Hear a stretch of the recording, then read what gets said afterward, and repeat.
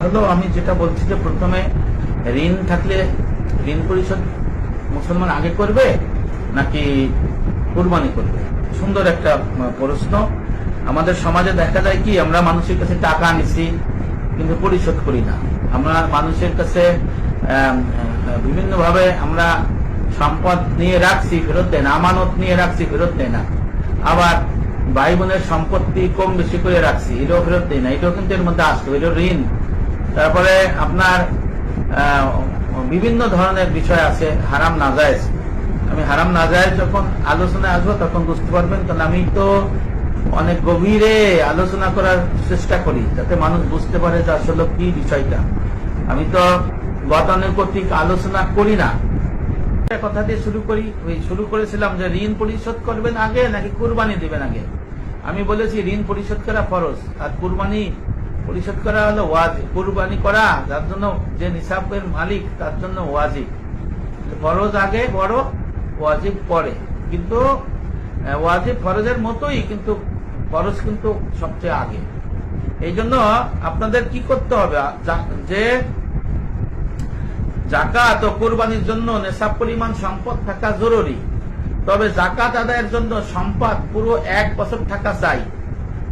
আর কুরবানির নেশাবের ক্ষেত্রে বছর অতিক্রম করা শর্ত নয়, বরং জিলহাজের 10 তারিখ থেকে ফজর থেকে 12 জিলহাজ সূর্যাস্তের মধ্যে, মানে 3 দিন, কুরবানির 3 দিন এর মধ্যে যদি আপনার কাছে নিসাবের মালিক যদি আপনি হয়ে যান, টাকা পান।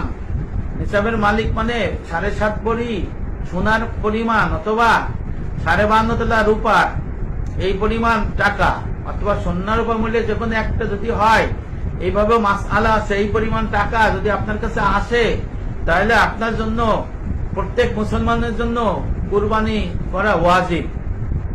এই জন্য বছর অতিক্রম করাও শর্ত না, আর আগে থাকাও শর্ত না। কুরবানিতে 3 দিন, আমি আগে বলেছি 10 জিলহজের ফজর থেকে 12 জিলহজের মাগরিব সূর্যাস্তের আগ পর্যন্ত যদি আপনার কাছে নিসাব পরিমাণ টাকার মালিক আপনি হন, আইসে যায় টাকা, তাহলে আপনার শেষ মুহূর্তে হলো কুরবানি কিনে, গরু পশু কিনে আপনার কুরবানি দিতে হবে।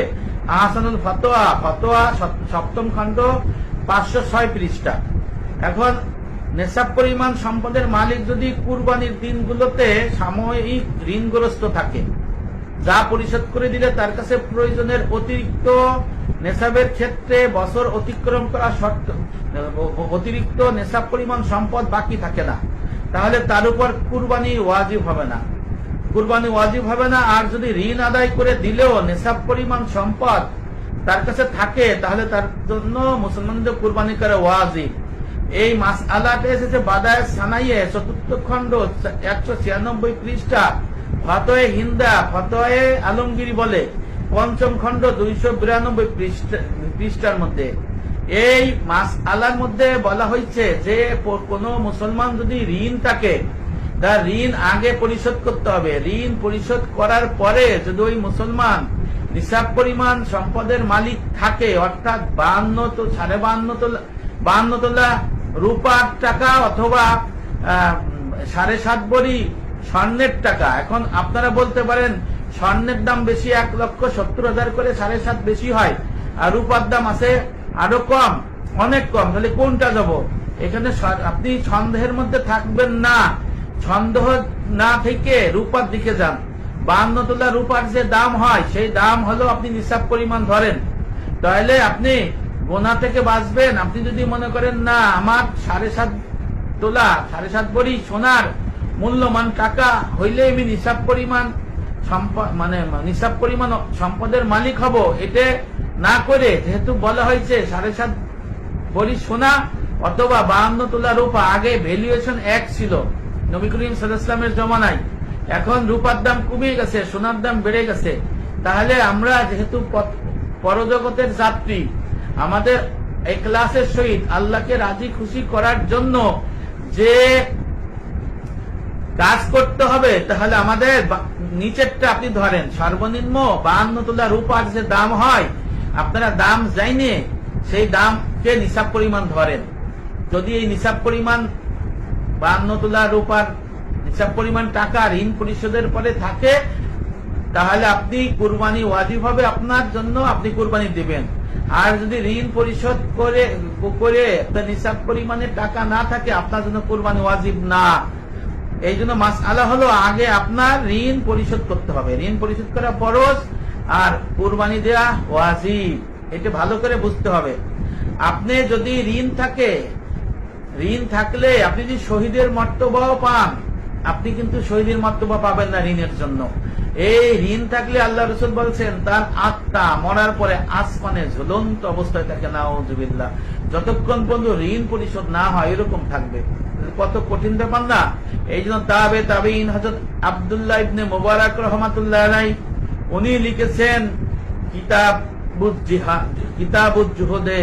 এই কিতাবের মধ্যে আছে, ইমাম জাহাবী রহমাতুল্লাহ আলাইহির কিতাবের মধ্যে আছে সিয়ারা আলামিন নুবালা, অথবা শাহ আব্দুল আজিজ মুহাদ্দিস দেহলভী রহমাতুল্লাহ আলাইহির বুস্তানুল মুহাদ্দিসিন কিতাবের মধ্যে, অথবা উনার নিজের হাদিস গ্রন্থ কিতাবুজ জুহুদের মধ্যে লেখা রয়েছে 1 লক্ষ টাকা মালিবন্দি করা সে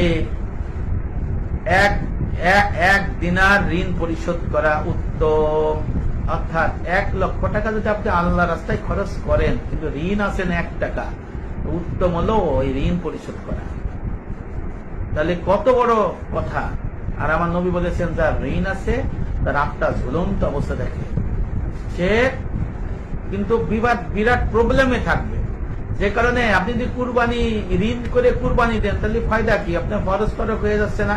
আমি গভীরের মাসাইল আলোচনা করি, এই জন্য অনেকের ভালো লাগে না, কিন্তু আমারটাই সত্য।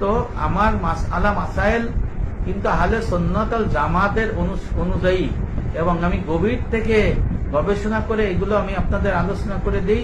অনেকে এটা কঠিন ভাবে নেন, কিন্তু এটাই সত্য। পরজগতের মহামুক্তির জন্য যে পথ পাড়ি দিতে হবে, সে পথ অনেক কঠিন। মৃত্যুর পরে আপনি কবরে যে যাবেন, আমরা কবরে যাব, সেখানে এক নতুন সম্প্রদায়ের সাথে দেখা হবে। এই সম্প্রদায়কে আমরা চিনি না, জানি না, তারা কি আচরণ করবে জানি না, আমাদের নিজস্ব কোনো শক্তি থাকবে না। এই জন্য ভাই বুঝে আমাদের সেইভাবে আমল করতে হবে। সমস্ত হারাম থেকে দূরে থাকতে হবে, সমস্ত হালালের মধ্যে আসতে হবে, নাজায়েজ দূরে থাকতে হবে।